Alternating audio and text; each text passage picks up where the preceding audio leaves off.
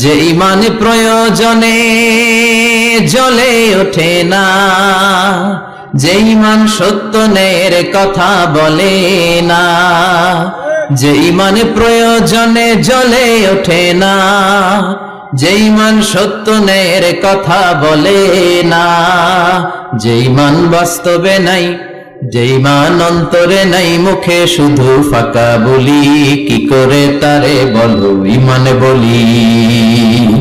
কি করে তারে বলো ইমানে বলি, কি করে তারে বলো ইমানে বলি, ঠিক না?